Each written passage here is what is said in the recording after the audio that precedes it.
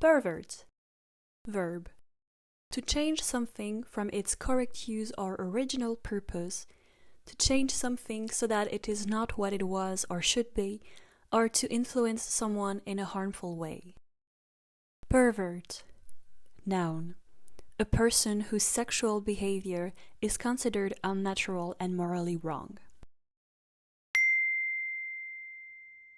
Today is a good day because we are talking about a new Ethel Cain's project. In this video, I'm going to talk about the project, what it is about, what Ethel Cain had to say about it, how some people are reacting to this new project, and then I will go through each of the tracks and say what I had to say about them. Hi everyone and welcome back to my channel. I'm your host Leo. On this channel I do music reactions and deep dives on albums, artists and the music industry, and I focus on women in rock, metal and alternative music genres. Ethel Cain is my favorite artist. The music app that I use is Deezer, it's French, and I am the top 9th listener of Ethel Cain, which is my biggest flex of 2024, I'm not gonna lie to you. I'm immensely excited about this new EP. If you want to see more content on Ethel Cain, I'm going to link in the description my playlist to all my analysis of her projects, including Preacher's Daughter, the EP Golden Age, and also the single Punish. Let's get started and talk about Perverts. So Perverts is the 4th EP of Aiden Idonia, which is the real name of Ethel Cain, and she self-released it on January 8th, 2025, so only a few days ago, through Daughters of Cain, her label. This EP is 90 minutes long, which is exceptionally long for an EP, and it would even be for an album today. Here is what she had to say about the EP on the day she released it. She thanked all of the people who collaborated with her to create the unique sound of Perverts. And something that is really important and that we are going to talk about throughout this video is her focus on natural drone music. She calls it that. And she's also talking about like all of the sounds of transformer boxes, power lines, radio static, all of these types of sounds that kind of create, something that is a bit weird in an ambience, but I personally completely love what she's done with it. Yeah, she talked about it precisely in this post, but she had been like pretty clear throughout like the promotion of this EP, like lots of pictures of all of these like power lines and stuff like that, where she has been taking the inspiration and even like recording the sounds that it made. Here is the artwork of the album.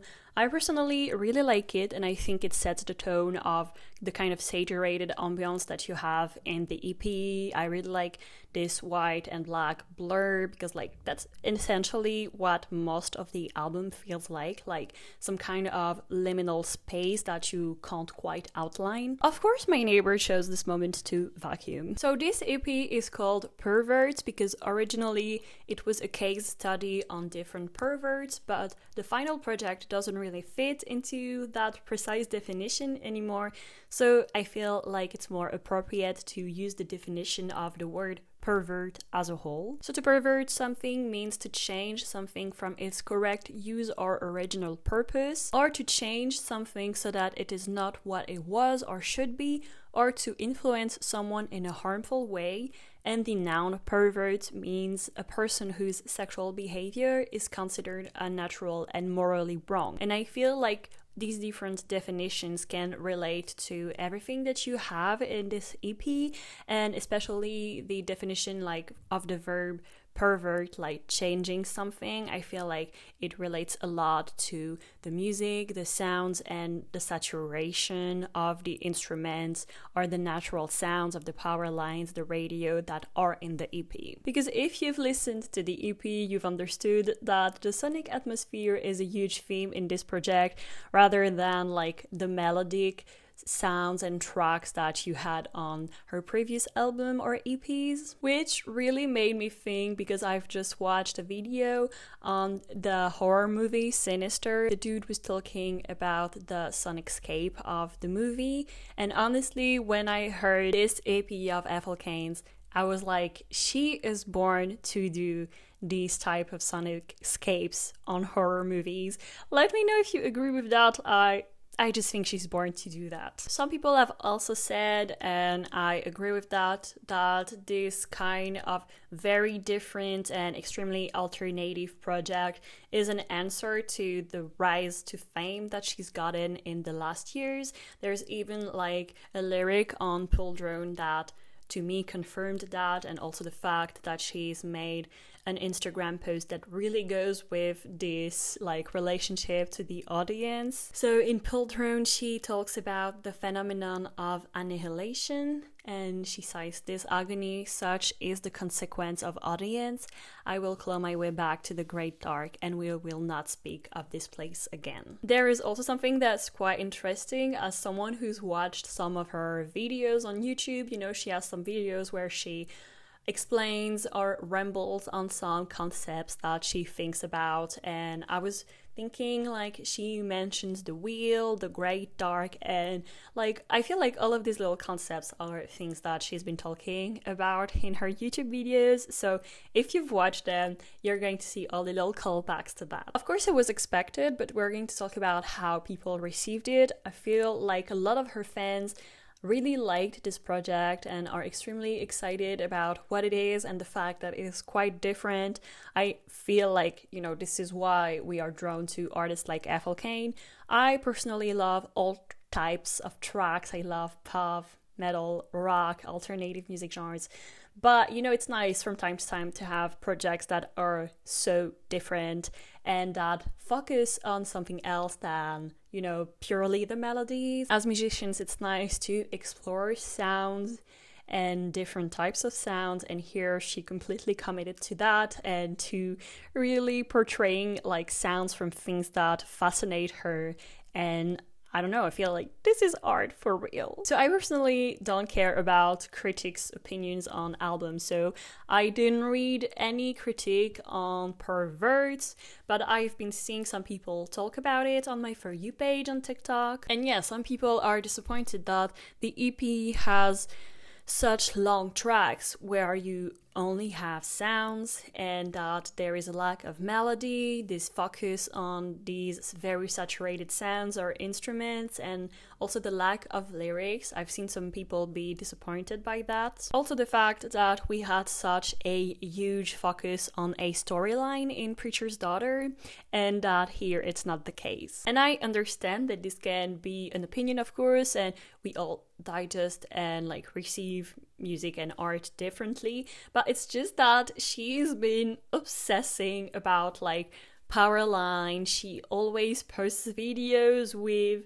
weird sounds, weird noises. So honestly, I was more like surprised that this was not an hour and a half of like static sounds, you feel me? I didn't start listening to the EP expecting to like it or dislike it, but I just came to it with curiosity. You know, I was like, it was clear to me that she was going to do something very experimental on this EP, so I wasn't like, I'm gonna love it or not. I was like, I want to see what she's done. I really like it, but even if I didn't, you know, I was just more coming like, okay, this is going to be something new and I'm very curious about it, you feel me? And to go a bit more in details on my opinion on this EP, I am currently following a training to like get the skills of a sound engineer, so know how to record music and how to mix it.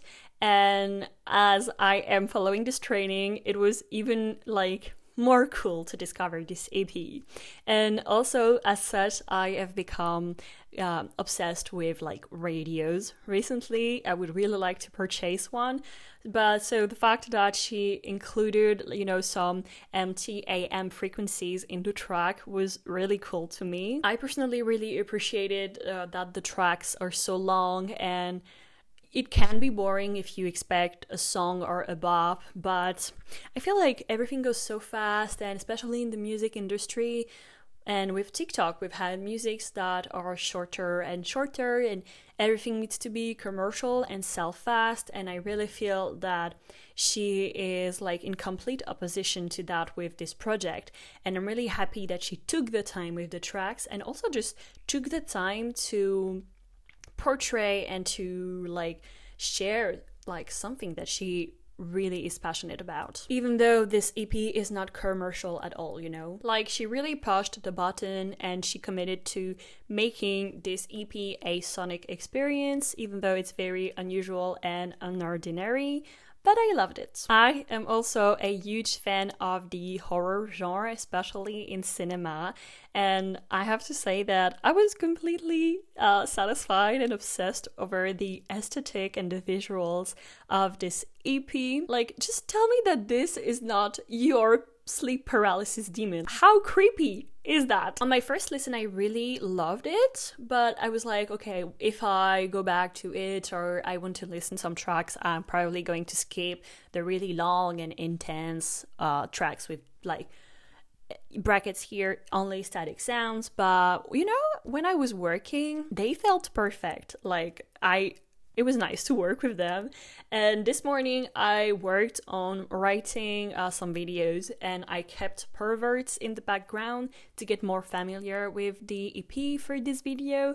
And like, even Pulldrone was on repeat. There's just like with the sounds, I had such a hard time understanding the lyrics and the talked parts, like, except on Punish. And also I shared that on TikTok, but please let me know if this also happened to you. But I have to contrast, because when I listened to Punish as a single, I loved it. But when I listened to it after listening to Perverts, because it's the track that is before Punish, it felt that much more intense to me as an experience, and I cried.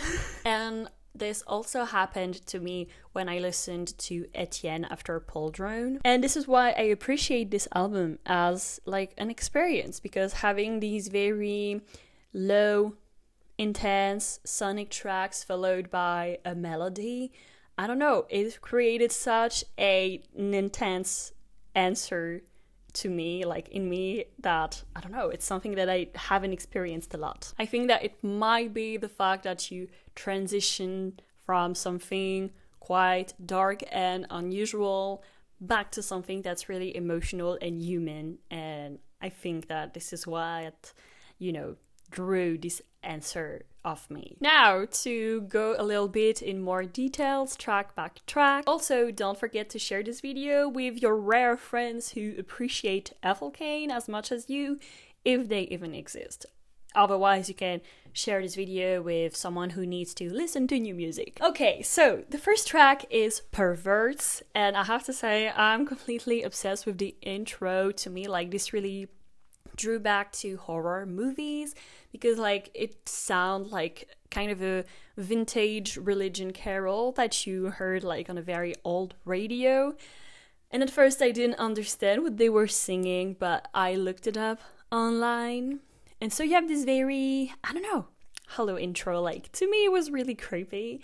And then you have 12 minutes of static noise with some spoken words from time to time, and a few seconds before the end you hear the phrase "it's happening to everybody," which is a sentence that she kept repeating throughout the promotion of this EP. I completely understand why you wouldn't like this type of track, but honestly, so some of these tracks, they kind of are like white noise, and they felt really relaxing to me. Like Perverts was really relaxing to me because I live in Paris, and although the street that I live in is not the busiest, there are always cars and there are also construction noises. So there is never silence, and it's something that really wears me out. So I always have my headphones on it to cancel the sounds.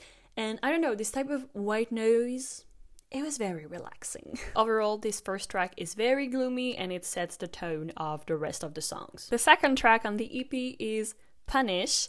And as I said, like in the intro, listening to it after listening to Perverts made it way more immersive than when I listened to it as a single. And the piano melody made me that much more emotional. I already made a full video analysis on Punish, so if you're interested, I'm going to link the video. I really recommend you go watch it, but be careful It is really gloomy and retelling a very dark and disturbing story, so, viewer discretion advised. Something very important to note is that the single version is 6 minutes and 47 seconds, and the version on the EP is 6 minutes and 40 seconds. So the version on the EP is shorter. After listening to it, I feel like she cut a little silence at the end on the version album, which makes like a very smooth transition with the next track, which is called Housofpsychoticwmen. And as I found on Ethel Cain's wiki, it is inspired from Housofpsychoticwmen, an autobiographical topography of female neurosis in horror and exploitation films, which explored the troubled life of the author, Kirla Janice, from her childhood adoption through teenage years in group homes and reform school, and precarious adult relationships reflected through the lens of horror films that featured similarly unstable female characters. So this track was already on SoundCloud and she included it in this project, and she also said on Tumblr that according to her, this is the most erotic song on Perverts. So let me know if you agree with that. I listened back to it after reading that, and I think that I see the kind of erotic aspect, but I'm curious what you think. This is a very interesting track. You have a clock at the beginning, you have kind of saturated noises in the back, there's kind of spiraling sound that seems to get more and more urgent as the I love yous are repeated in the back of the song, and yeah, it becomes very urgent and saturated, and it kind of puts a pressure on you, which is interesting. You have a clock at the beginning. Throughout the song, you have a sort of moan that sounds in the back, as if you had someone who's like in pain or drugged or out of it. And in this instance, it kind of made me think about the outro of Fourth Air. And in the last minute, you have more intense, saturated sounds and growling moans. The next track on the EP is Vacillator. As I read on Ethel Cain's wiki,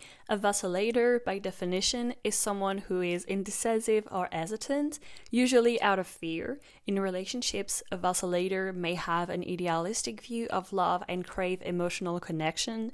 They may also be sensitive to rejection and abandonment and may feel overlooked or unloved. This must ring a bell because this is a type of personality that she explored a lot in her projects. The track starts with sort of banging sound. To me, it was kind of in between knocking on a window or climbing old stairs, but it's a drum. On this track she sings, which felt refreshing, and I think this is why it's nice that on the EP we go from these long intervals and back to some melodic singing, because it makes the experience a little less intense. I feel like this is a quite central track, and if you watch the music video, you have the visuals that she used to promote Gibson Girl, I believe, or at least it's almost exactly the same aesthetic. And in the track, she's talking to a partner in a sexual act that is sweet and passionate.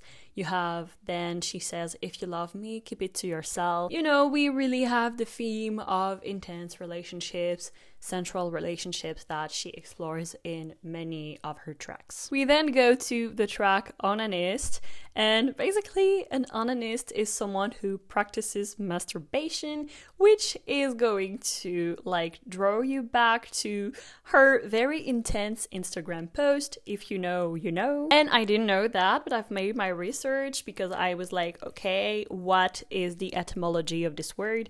And basically it comes from the character Onan in the book of Genesis. Onan was the second son of Judah. He married the daughter of Shua, and Onan was commanded by his father to perform husband's duty with the wife of his brother. But Onan refused, and to avoid that, he spilled his seed on the ground wherever he went, because the offspring would not be his. And thus he was put to death by Yahweh. And basically his crime was that he refused to perform husband's duty for the wife of his brother, but this is often misread as a condemnation of masturbation, which is basically what is universally agreed on as a reading of this story. But it basically gave the word onanist, which means to masturbate. This is a short track compared to the rest of the album.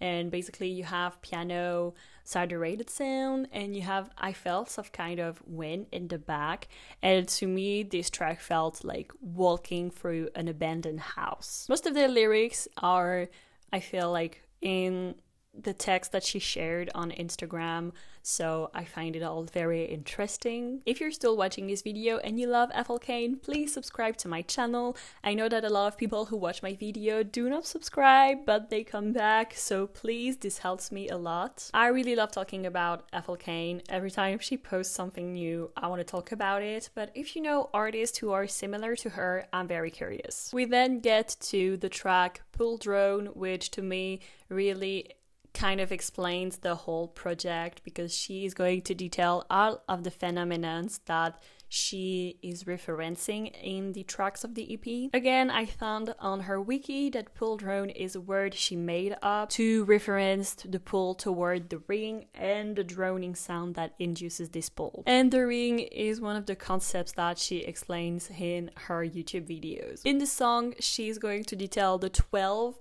phenomena that she's saying happen to everybody. You have 1, apathy, which is the lack of feeling or emotion. 2, disruption, which is being interrupted by a disturbance. 3, curiosity, which is the desire to know. 4, assimilation, which is the process of taking in or ingesting. 5, aggrandization, which means to increase one's power. 6, delineation, which is indicating the exact position or boundary of something. 7, perversion, which is a sexual behavior that is considered abnormal. 8, resentment, which is an angry displeasure towards something regarded as wrong or unfair. 10, degradation, which is to treat or to feel treated with contempt, disrespect, and humiliation. 11, annihilation, which is being totally destructed.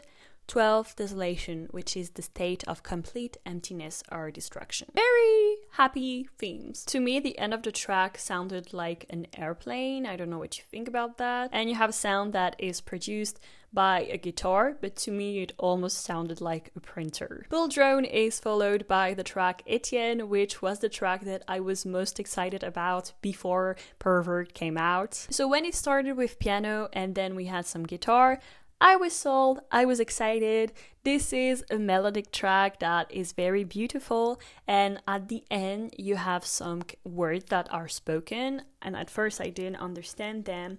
But basically these words are saying, so he decided the best way to end his life was to have a heart attack. He thought he could induce the heart attack by running a very fast way for a sizable distance, going as far as he could until he dies. So he set out to run as hard as he could. He ran and he ran until he was exhausted and he collapsed.